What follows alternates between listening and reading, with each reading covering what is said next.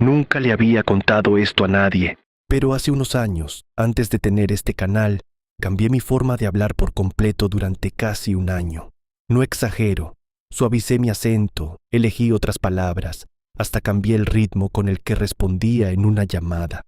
Lo hice porque alguien, sin decírmelo directamente, me hizo sentir que la forma en que yo hablaba no era suficiente, y funcionó.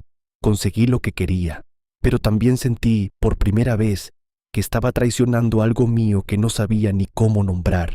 Hoy sé cómo nombrarlo, y cuando termines de ver este video, tú también.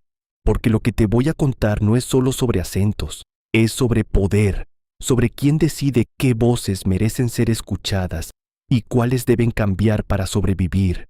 Y te prometo que después de esto nunca vas a volver a escuchar a alguien hablar de la misma manera. Empecemos por algo simple. ¿Alguna vez te has detenido a pensar por qué hablas como hablas? ¿Qué dice tu voz sobre ti? ¿Y si tu entonación, tu acento, incluso la elección de tus palabras, fueran determinantes para la manera en que el mundo te percibe? Wittgenstein dijo algo que parece simple, pero que en realidad es perturbador. Los límites de mi lenguaje significan los límites de mi mundo, pero yo creo que la forma en que nos expresamos define algo todavía más profundo. Si habláramos distinto, ¿seríamos otras personas? Tu voz no es solo un sonido, lleva una historia, una identidad, un sentido de pertenencia, y al mismo tiempo puede ser un pasaporte o una barrera para ciertas oportunidades. Piénsalo un segundo. ¿Cuántas veces has escuchado a alguien cambiar su tono al hablar con su jefe o ajustar su acento al presentarse en un lugar nuevo? Esos cambios no son casualidad. Son parte de un juego social donde tu manera de hablar se ajusta a reglas invisibles de aceptación y de exclusión. Michel Foucault decía que el discurso no es solo un medio de comunicación, sino un campo de disputa por el poder. La forma en que hablamos puede abrir puertas o cerrarlas. Algunas voces son valoradas, otras marginadas. Pierre Bourdieu le puso nombre a esto: capital lingüístico. La idea de que tu manera de hablar puede darte o quitarte estatus dentro de la sociedad, y esto empieza mucho antes de lo que crees. Hay estudios que muestran que los bebés, incluso antes de aprender a hablar, ya prefieren las voces que se parecen a las de quienes los cuidan. Los niños eligen a sus amigos más por el acento que por la apariencia, y en la vida adulta, ese instinto se convierte en prejuicio. Aquí es donde quiero contarte una historia real, porque necesitas entender que esto no es teoría abstracta. Esto le destruyó la vida a alguien de carne y hueso. Manuel Fragante era un veterano de guerra con un currículum impecable. Perdió una oportunidad de empleo simplemente porque su acento filipino incomodaba a los entrevistadores. Luchó legalmente contra esta discriminación y perdió. El tribunal decidió que negarle un puesto por la forma en que hablaba no era ilegal. Fragante no perdió el empleo por falta de calificación. Lo perdió porque su voz, su sonido, su forma de hablar, no encajaban con lo que se consideraba socialmente aceptable. Y eso demuestra algo aterrador. Detrás de lo que parece un simple detalle, opera en silencio un sistema entero de exclusión y de pertenencia. Jean-Paul Sartre decía que el infierno son los otros, pero yo creo que el verdadero infierno es lo que los otros hacen con tu voz. Y hay alguien que entendió esto mejor que nadie: Frantz Fanon. Estudió los efectos de la colonización en la psique de los pueblos y se dio cuenta de algo escalofriante. Uno de los primeros ataques contra una cultura dominada no era físico, era lingüístico. Los gobiernos prohíben los idiomas nativos, imponen dialectos extranjeros, moldean las voces para borrar identidades enteras. El apartheid lo hizo en Sudáfrica. El régimen de Franco intentó erradicar el catalán y el vasco en España. Siempre que alguien quiere controlar a una población, empieza silenciando sus voces. Pero, ¿y si la resistencia viniera precisamente a través del habla? Judith Butler habla sobre la performatividad del lenguaje, la idea de que tu identidad no es fija, sino un acto constante de representación. Esto explica por qué algunos grupos se apropian de su forma de hablar como una bandera de resistencia. Piensa en los raperos que transformaron el inglés marginado en poesía de protesta, o en las lenguas indígenas que siguen vivas a pesar de siglos de represión. La manera en que hablamos puede ser un acto de sumisión o un acto de subversión. Y en medio de esta guerra invisible de voces, el mundo digital está cambiando las reglas del juego. Marshall McLuhan decía que el medio es el mensaje. Los dialectos se están fusionando, están surgiendo nuevos patrones de comunicación.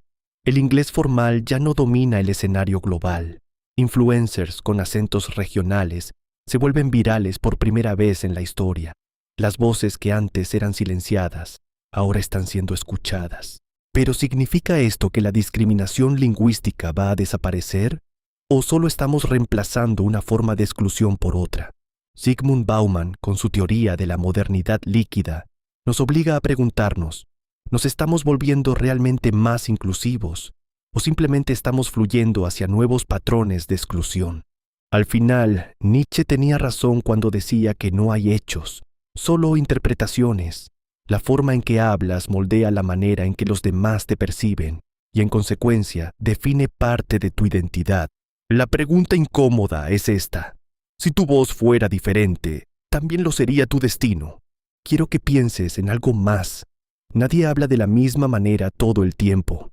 Tu entonación, tu ritmo, incluso tus palabras, cambian según el entorno y la compañía. Esto pasa porque el lenguaje no es solo una herramienta de comunicación. Es un espejo social que refleja tu necesidad de pertenecer. La lingüista Penelope Eckert hizo un estudio que confirma esto de forma casi incómoda. Dentro de una misma escuela, los adolescentes modificaban su forma de hablar dependiendo del grupo con el que se identificaban. Los populares hablaban distinto que los rebeldes. Lo curioso es que, en el fondo, todos pertenecían a la misma comunidad. Lo único que cambiaba era cómo querían ser percibidos. Y esto no pasa solo en la adolescencia. En una junta de trabajo, un ejecutivo adopta un tono más grave y firme para demostrar autoridad. Entre amigos, ese mismo tono se vuelve relajado y casual.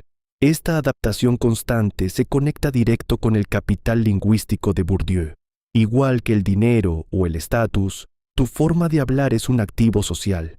Quienes dominan el lenguaje considerado estándar tienen más posibilidades de ser escuchados, respetados, aceptados. Quienes se alejan de esa norma corren el riesgo de ser excluidos, estereotipados, silenciados. Y el problema de fondo es que esa norma nunca fue neutral. Fue construida a lo largo del tiempo para favorecer a ciertos grupos y perjudicar a otros. Durante el apartheid en Sudáfrica, el gobierno prohibió enseñar lenguas nativas en las escuelas e impuso el Afrikaans como idioma obligatorio. El objetivo no era enseñar un nuevo idioma, era forzar una identidad, una sumisión. Lo mismo pasó en España durante la dictadura de Franco, cuando se intentó borrar el catalán y el vasco. Cuando silencian una lengua, un pueblo entero pierde parte de su historia, su identidad, su existencia. Pero esta opresión no siempre llega como una prohibición explícita. Muchas veces es mucho más sutil. Piensa en los migrantes que llegan a un país nuevo y son juzgados de inmediato por su acento. O en el niño que entra a la escuela y descubre que la forma en que hablan sus propios padres en casa no es considerada correcta. Son momentos pequeños que enseñan, de forma casi invisible, que algunas voces valen más que otras. Judith Butler dice que la identidad es una actuación, algo que ajustamos constantemente para ser aceptados. Si eso es cierto, entonces tu forma de hablar es una de las principales herramientas de esa actuación. Cuando alguien deja su ciudad natal, estudia en otra región y regresa hablando distinto, no solo cambió su voz, ajustó su propia identidad para encajar en un entorno nuevo, y esto casi nunca es consciente. Está profundamente arraigado en el deseo humano de pertenecer. El prejuicio lingüístico es uno de los más invisibles y al mismo tiempo de los más crueles que existen. No se trata solo de palabras, se trata de poder. Si alguien comete un error gramatical, rápido se le etiqueta de ignorante. Si alguien tiene un acento extranjero marcado, puede ser visto como menos confiable. Tu forma de hablar no debería ser un filtro para determinar tu valor como persona. Pero en la práctica, es exactamente lo que sucede. Y sin embargo, hay resistencia. En comunidades históricamente marginadas, rescatar la lengua propia se convierte en un acto de afirmación. En Estados Unidos, el inglés vernáculo afroamericano muchas veces llamado Black English, fue estigmatizado durante años, pero con el tiempo se transformó en una forma poderosa de expresión cultural, presente en el rap, en la literatura, en el cine. Lo mismo pasa con los acentos periféricos que antes se veían como signo de ignorancia y hoy son símbolo de identidad y de resistencia. La gran paradoja es que el lenguaje, a pesar de conectarnos, también nos separa. Construimos muros invisibles con palabras, divisiones sutiles entre lo aceptable y lo extraño. Wittgenstein decía que el lenguaje es un juego, pero ¿quién dicta las reglas? ¿Quién decide qué forma de hablar es legítima y cuál no? Si un extranjero habla tu idioma de forma vacilante, tal vez lo ves como menos inteligente. Si alguien tiene un acento fuerte, te molesta sin que te des cuenta. Si aparece un error gramatical en un correo, dudas de la competencia de quien lo escribió. El prejuicio lingüístico es tan sigiloso porque se disfraza de sentido común. No se percibe como intolerancia, se percibe como corrección. Pero, ¿corrección según quién? Foucault decía que el poder no se ejerce solo con violencia, sino imponiendo normas. Y pocas normas son tan arbitrarias como las del lenguaje. ¿Quién determina qué acento suena agradable? ¿Quién decidió que ciertas palabras están mal dichas? ¿Quién convirtió la manera de hablar de todo un grupo en una señal de inferioridad? En los tribunales, por ejemplo, hay estudios que muestran que los testigos con acentos extranjeros son vistos como menos confiables que quienes hablan con el acento considerado estándar, aunque digan exactamente las mismas palabras. Esto se repite en entrevistas de trabajo, en negociaciones salariales y hasta en cómo son atendidos los clientes en una tienda. Hay un experimento de la psicóloga Katherine Kinsler que me parece devastador. A niños pequeños se les mostraron dos imágenes idénticas, pero con voces distintas, una con acento nativo, otra con acento extranjero. ¿Cuál imagen prefirieron los niños? Siempre la que tenía la voz más familiar. Esto demuestra que el prejuicio lingüístico no es algo que aprendemos de forma consciente. Es una tendencia natural que, cuando no se cuestiona, se convierte en discriminación real. Este fenómeno también aparece en el mercado inmobiliario. Investigaciones muestran que las personas que buscan rentar una vivienda y hablan con acentos considerados no estándar tienen más dificultades para conseguir un contrato, incluso cuando sus ingresos y su historial crediticio son idénticos a los de hablantes nativos. La discriminación no está en los números, está en el sonido. Pero ¿será que este rechazo viene de una dificultad real para entender al otro? En la mayoría de los casos, no. Hay un estudio donde un grupo de estudiantes universitarios escuchó la misma conferencia y luego tuvo que transcribirla. La única diferencia fue que a la mitad de los estudiantes se les dijo que el profesor era nativo del idioma y a la otra mitad se les dijo que era extranjero. El resultado, quienes creían que el profesor era extranjero, reportaron mucha más dificultad para entenderlo, aunque el audio fuera exactamente el mismo para todos. Eso comprueba algo simple pero perturbador. Muchas veces no es el idioma lo que nos impide entender a los demás, son nuestros propios prejuicios. Si de antemano asumimos que alguien tendrá dificultades para comunicarse, creamos esa barrera incluso antes de escuchar, y estos prejuicios se vuelven aún más brutales en la infancia. Los niños que hablan dialectos regionales o usan expresiones coloquiales suelen ser corregidos en la escuela como si su forma de hablar fuera un error, en lugar de simplemente una variación. Poco a poco aprenden que su voz original no es bienvenida. Se ven obligados a adoptar una manera de hablar que no les pertenece, mientras que los niños de clases más altas ven su forma de hablar validada como la correcta. Bourdieu llamaba a esto violencia simbólica, cuando un grupo impone sus normas culturales como si fueran las únicas legítimas, hasta que los demás terminan interiorizando esa jerarquía como si fuera algo natural. El resultado es que millones de personas en el mundo pasan la vida intentando modificar su forma de hablar, tratando de borrar sus acentos, tratando de parecer algo que la sociedad considera más aceptable. La pregunta que queda es, ¿por qué no hacemos el camino contrario? En lugar de esperar que todos hablen igual, ¿por qué no entrenamos nuestros oídos para escuchar mejor? Porque si la forma en que hablamos nos incluye o nos excluye de ciertos círculos, entonces, ¿qué pasa cuando alguien decide no cambiar? cuando asume su voz tal como es. Si el lenguaje es una herramienta de exclusión, también puede ser un instrumento de resistencia. Frantz Fanon, al estudiar los impactos psicológicos del colonialismo, se dio cuenta de que uno de los primeros ataques contra un pueblo dominado no llega con armas, sino con palabras. Los colonizadores no solo imponían nuevas lenguas, hacían que los pueblos colonizados sintieran vergüenza de su propia forma de hablar. El objetivo no era solo dominación política, era la destrucción de la identidad. Para Fanon, recuperar la propia voz era un acto revolucionario. Esto se repitió en Sudáfrica, donde durante el apartheid los estudiantes negros fueron obligados a aprender en afrikaans, el idioma de la minoría blanca. En 1976, miles de estudiantes se rebelaron contra esta imposición en Soweto, protestando contra la prohibición de estudiar en sus propias lenguas. La respuesta del gobierno fue brutal, pero el mensaje quedó claro. El lenguaje nunca fue un detalle. Era una cuestión de identidad, de pertenencia, de libertad. Algo similar pasó en España bajo la dictadura de Franco, que intentó borrar el catalán y el vasco del panorama cultural. Durante décadas, hablar estos idiomas en público podía significar persecución. Y, sin embargo, incluso bajo represión, la gente siguió hablando, escribiendo, preservando sus lenguas. Hoy, después de años de lucha, no solo sobrevivieron, se fortalecieron como símbolos de resistencia e identidad cultural. Pero esta resistencia no ocurre solo en grandes revoluciones. Pasa en la vida cotidiana, en pequeños actos.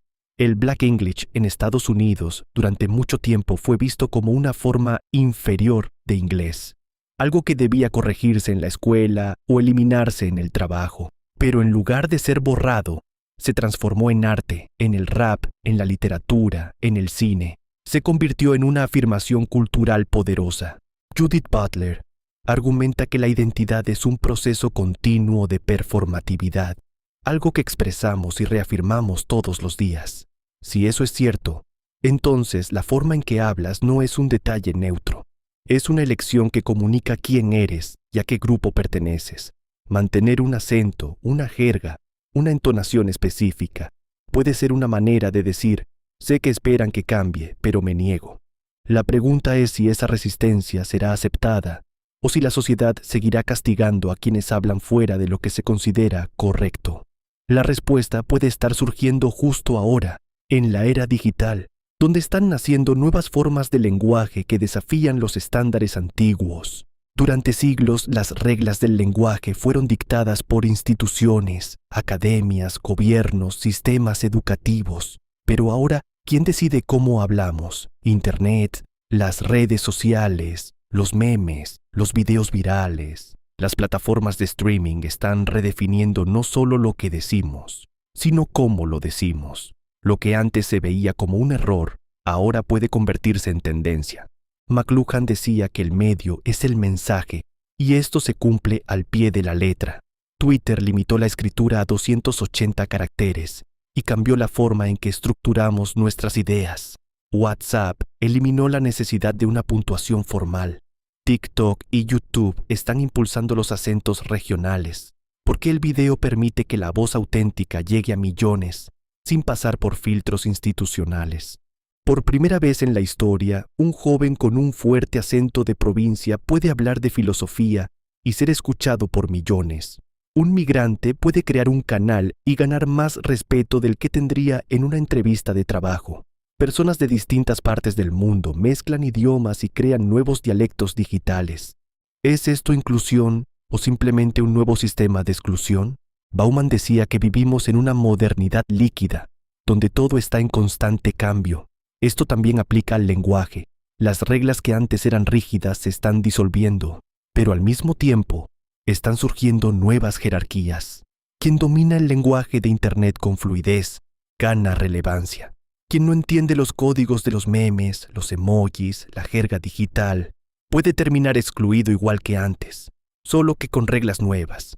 Y hay otro problema, más silencioso todavía. Aunque Internet amplifica voces que antes estaban silenciadas, los algoritmos de las redes sociales priorizan ciertos patrones de habla. Un video con un acento considerado agradable puede tener más alcance que otro con un acento menos común. El mismo YouTube ha sido señalado por penalizar automáticamente contenido de creadores negros o latinos, porque su algoritmo no reconocía sus formas de hablar como suficientemente comprensibles frente al inglés estándar. Entonces, ¿de verdad nos estamos volviendo más inclusivos o solo estamos creando nuevas formas de discriminación? Si antes las barreras eran regionales, ahora son digitales. Si antes la norma la imponían los gobiernos, ahora la moldea la inteligencia artificial. ¿Nos estamos liberando de los prejuicios lingüísticos o simplemente estamos delegando esa exclusión a un algoritmo? La respuesta puede estar en tu propia percepción del lenguaje. Al final, las palabras que eliges usar y la manera en que decides escuchar a los demás van a determinar si estás construyendo puentes o levantando muros nuevos. Pero, ¿qué significa todo esto para ti? Tu voz, tu forma de hablar, ¿te acerca o te aleja de las personas? Si la manera en que hablas moldea tu identidad y tu futuro, entonces, ¿en quién te conviertes cuando decides hablar como realmente quieres? Y si la forma en que hablas define cómo te perciben, ¿hasta qué punto eres libre de ser quien realmente eres? ¿Será que tu identidad es solo una construcción ajustable, un reflejo de lo que la sociedad espera escuchar? ¿O hay algo esencial en tu voz que, si se modificara, alteraría tu propia existencia? Nietzsche decía que no hay hechos, solo interpretaciones, y pocas cosas lo confirman tan bien como el lenguaje. El mismo discurso puede sonar inspirador en una voz e irrelevante en otra. Las mismas palabras pueden sentirse confiables o sospechosas, dependiendo de quién las pronuncie.